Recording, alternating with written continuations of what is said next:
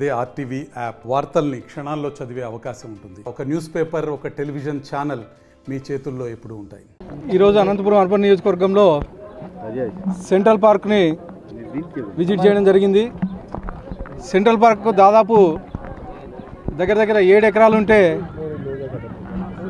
3 ఎకరాలు almost all occupy చేయడం జరిగింది.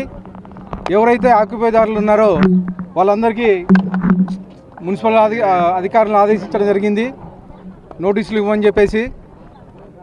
ఏవైతే అక్రమ కట్టడాలు, అలాగే గత 5 ఏళ్లలో చాలా వరకు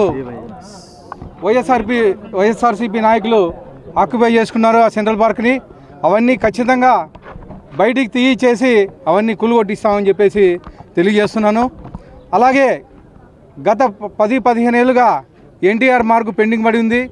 మొత్తం ఒక 30 సెంట్లు స్థలం కోసం ఈ పెండింగ్ ఉంది. దానికని కంపెన్సేషన్ ఇప్పించేసి ఈ ఎన్టీఆర్ మార్గ్ కానీ త్వరలో ఓపెన్ చేపిస్తామని చెప్పేసి తెలియజేస్తున్నాను.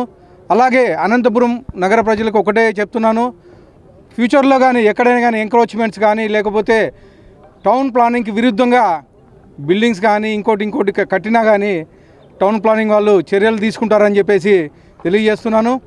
అవే కాకుండా ఈ పార్కు స్థలాలు అయితేమి, అలాగే మున్సిపల్ స్థలాలు అయితేమి చాలా వరకు ఎంక్రోచ్మెంట్ అయ్యాయని చెప్పేసి తెలిసింది. ప్రతి ఒక్కటి బయటికి తీయించేసి ఏదైతే మున్సిపాలిటీ ల్యాండ్స్, గవర్నమెంట్ ల్యాండ్స్ అవన్నీ ఉన్నాయో దానికి ఫెన్సింగ్ కానీ వేపిస్తారని చెప్పేసి తెలియజేస్తున్నాను.